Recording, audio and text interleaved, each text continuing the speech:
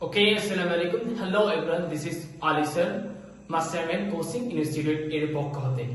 আজকের ভিডিওর মূল উদ্দেশ্য হচ্ছে আমাদের online English foundation free course নিয়ে।